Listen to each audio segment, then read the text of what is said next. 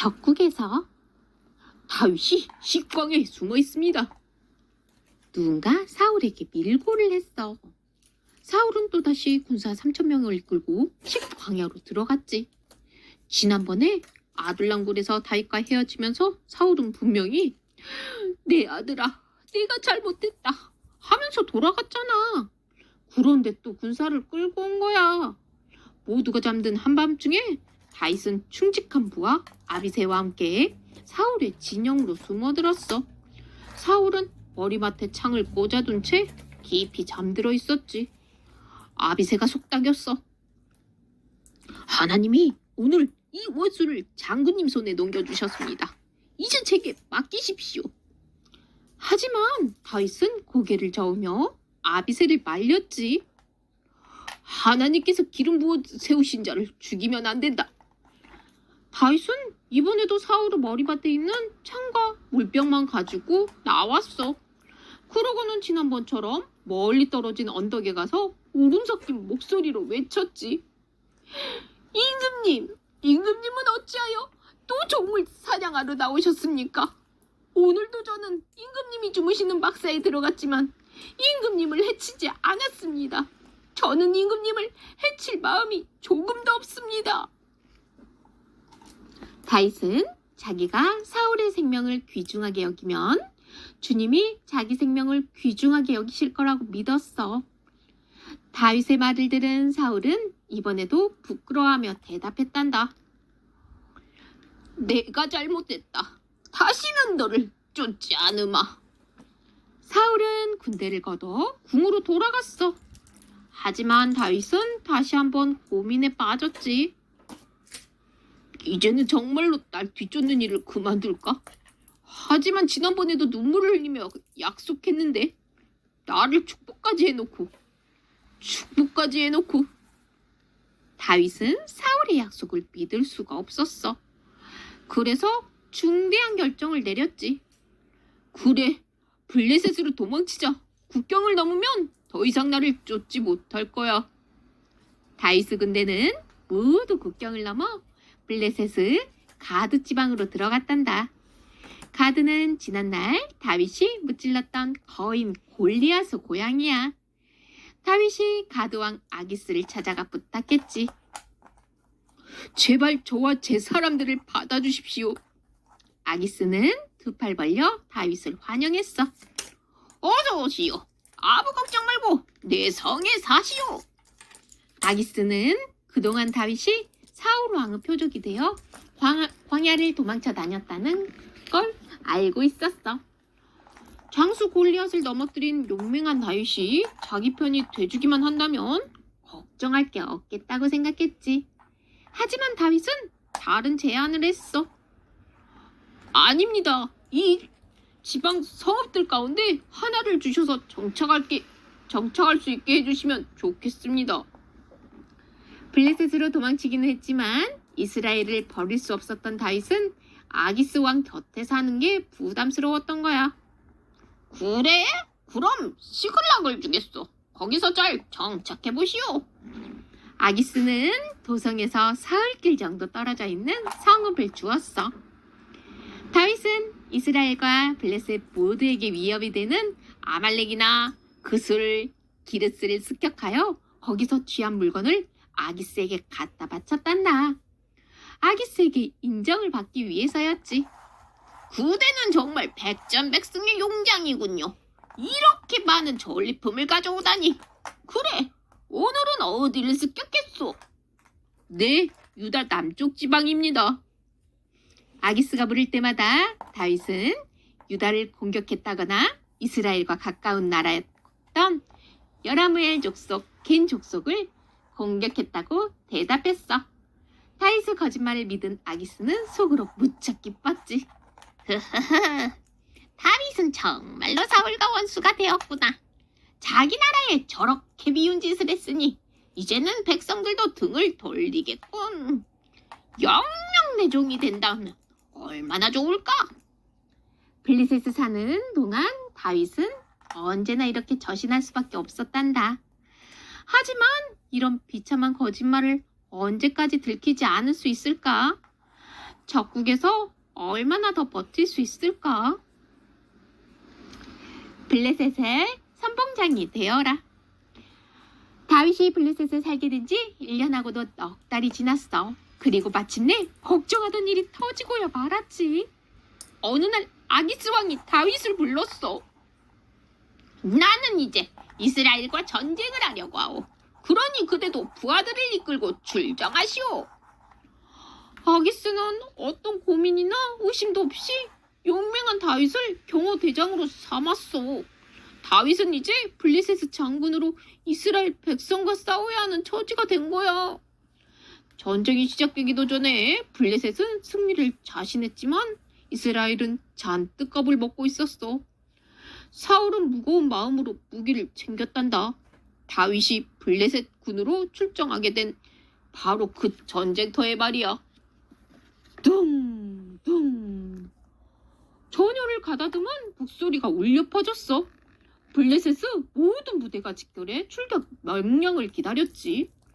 다윗의 부대도 행렬 맨 뒤에 섰어. 다윗의 마음이 어땠을까? 아마 속으로 이 위기를 벗어나게 해달라고 간절히 기도하고 있었는지도 모르겠구나. 그때 블레셋 지휘관들이 아기스 왕에게 항의를 하고 나섰어. 임금님, 이 히브리 사람들이 무엇 때문에 여기에 와 있습니까? 이 사람은 이제 내 경호대장이요. 이번 전쟁에 앞장설 것이오. 안 됩니다. 저 사람을 돌려보내십시오. 만약 싸움터에 나가서 그가 우리 대적으로 돌변하기라도 하면 어떻게 합니까? 내가 한두에 겪어보니 그렇지 않소. 그는 이제 사울과 원수가 됐어. 그래도 안 됩니다. 만약 그가 사울과 화해를 하려고 마음먹는다면 어떡할 겁니까? 우리 군인들은 머리를 잘라다 바쳐 화해하지 않겠습니까? 더 이상 고집을 부릴 수 없었던 아기스 왕은 그 길로 다윗에게 가서 한참을 머뭇거리다가 말을 꺼냈어. 나는 정말로 장군을 믿어요. 그런데 다른 지휘관들이 모두 못마땅해하니 어찌할 도리가 없군요. 이번 전쟁에는 참여하지 말고 시글락으로 돌아가는 것이 좋겠소. 다윗의 마음은 어땠을까? 아마 10년 묵은 체증이 내려가는 듯 시원하지 않았을까? 하나님이 돌봐주셔서 민족에게 칼을 들이대는 일을 하지 않게 되었으니 말이야. 부솔 시냇가에서 대장, 저 연기가 뭘까요? 다윗 일행이 전쟁터에서 그대로 말을 돌려 시글락으로 돌아오는 길이었어. 가는데 사울, 오는데 사울. 무척 피곤했지만 돌아오는 걸음은 깃털처럼 가볍기만 했지. 그런데 거의 시글락에 이르렀을 때 성읍 쪽에서 연기가 피어오르는 모습이 보였어. 다윗의 군대는 불안한 마음에 서둘러 성으로 들어갔단다. 그런데 이게 웬일이야? 성은 잿더미로 변한 채 텅텅 비어 있었어. 누군가 성을 습격하고 집에 남아있던 여자들과 아이들을 모조리 끌고 간 거야. 다윗의 두 아내 아비노함과 아비가일도 끌려가고 없었단다. 이럴 수가. 여보, 얘들아.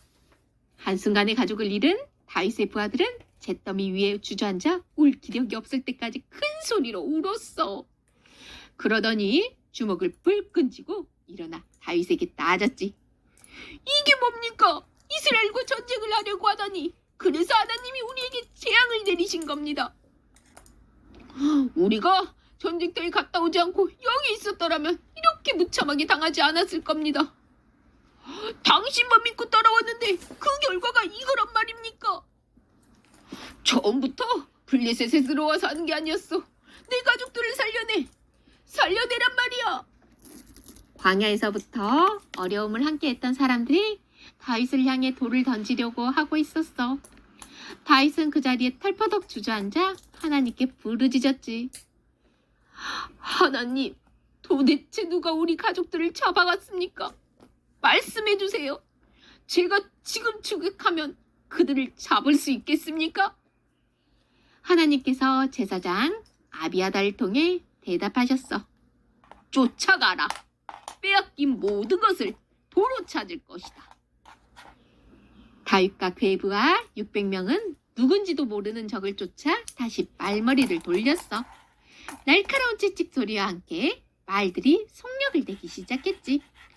이쪽이다! 모두 출발! 다윗 군대는 발자국을 쫓아 방향을 잡고 한참을 달려갔어. 그런데 자꾸 처지는 사람들이 쫓아 방향을 잡고 한참을 달려갔어. 그런데 자꾸 처지는 사람들이 생겼단다. 전쟁터에서 돌아와 무장도 풀지 않은 채 다시 길을 나섰으니 그럴 수밖에. 부솔 시내까지 이르자 다윗은 부대를 정비하기 위해 잠시 군대를 멈춰 세웠어. 지친 사람들 때문에 오히려 진격하기가 어려웠던 거야. 자, 이제부터 싸울 힘이 있는 사람만 시내를 건넌다. 너무 지친 자들은 여기서 기다려라.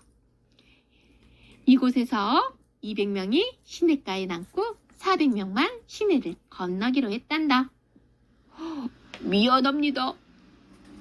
승전을 빌어주시오. 다윗 군대는 다시 힘차게 말을 달렸어. 한참 뒤 무리는 길가에 쓰러져 있는 한 소년을 보았어. 한 병사가 소년의 심장에 귀를 대보고는 말했어. 아직 숨이 붙어 있습니다. 물을 주어라. 먹을 것도 좀 주고. 다윗은 무슨 단서가 될지도 모르는 이 소년을 잘 보살펴 주었단다. 물을 흘려 목을 죽이고 무화과와 건포도를 먹이자 소년은 겨우 정신을 차렸지. 너는 누구냐? 어디서 왔느냐? 나는 아말렉 사람의 종입니다. 시글락과 다른 지역을 약탈하고 돌아가는 길이었는데 내가 병이 들자 주인이 나를 버렸습니다. 블레셋과 유다가 전쟁하는 틈을 타 아말렉이 양쪽 모두를 노략질한 거야. 그래, 그게 언제냐? 사흘 전입니다. 그들이 어디로 갔느냐? 저를 주인에게 넘겨주지 않겠다고 맹세하신다면 말씀드리겠습니다. 좋다. 절대로 널 주인에게 넘기지 않겠다.